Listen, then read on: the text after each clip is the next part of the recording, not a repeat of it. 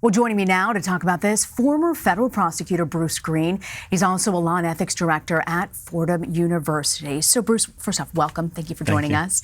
So, in the cases of immunity, does it mean that these men were have criminal liability? And do you get the sense that their prosecutors are really getting something significant in return? So, the answer to both questions is it's impossible to know. So you have to understand a little bit about how immunity works. Neither of these gentlemen would talk to prosecutors under oath unless they had immunity from the use of their statements against them, whether they believe that they committed crimes or not.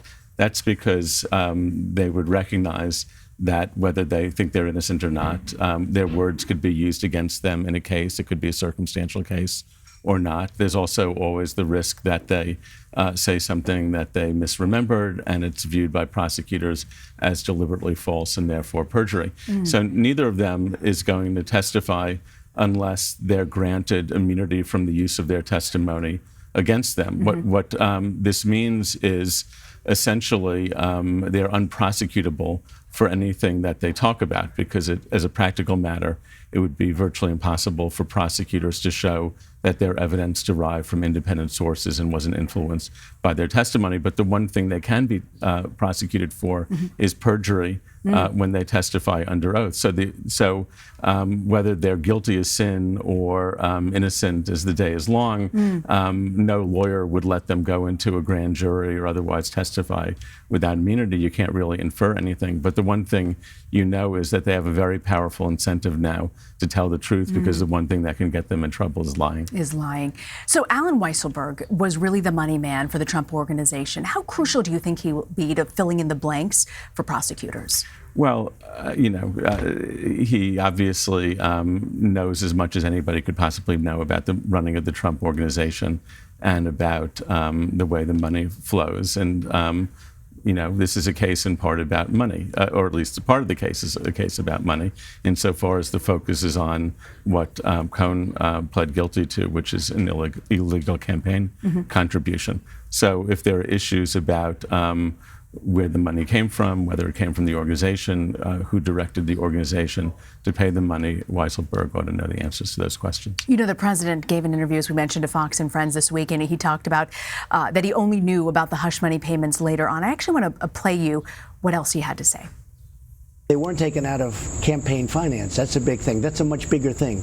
Did they come out of the campaign? They didn't come out of the campaign. They came from me, and I tweeted about it. I don't know if you know, but I tweeted about the payments, but they didn't come out of campaign. In fact, my first question when I heard about it was, did they come out of the campaign? Because that could be a little dicey. So is this what this case ultimately comes down to, whether or not the payments were taken out of the campaign?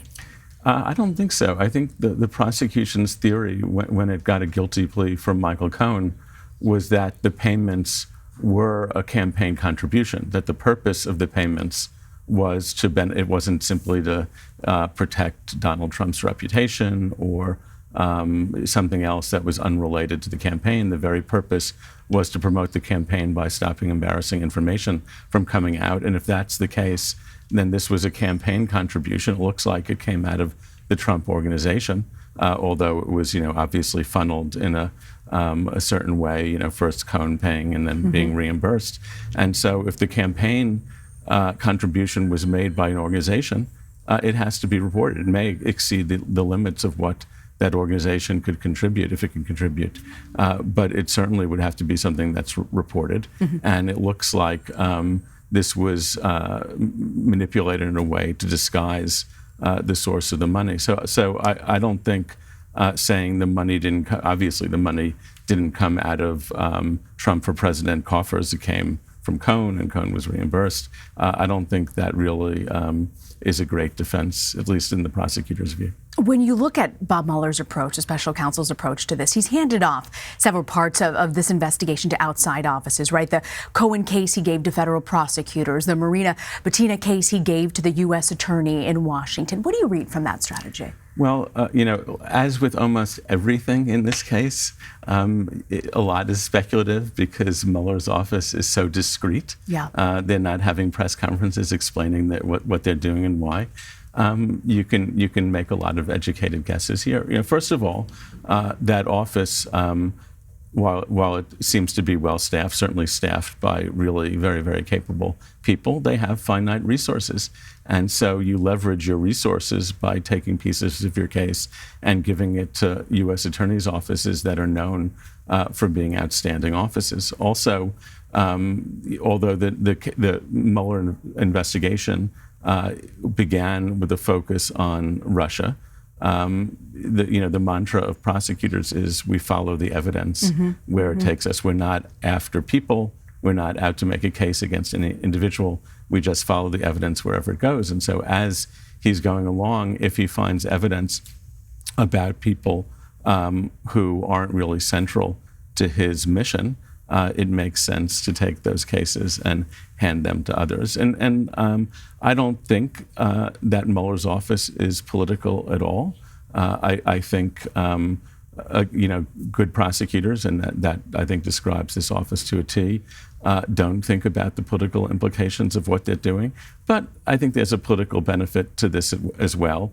There have been claims that his office is engaged in a witch hunt. It's harder to make those claims when pieces of the case are being made by the D.C. U.S. Attorney's Office or the Southern District of New York, which he appointed the U.S. attorneys in those offices. Bruce, before you go, I want to ask you about this tweet. It's hard to do these segments without reading a tweet at some point in the interview segment.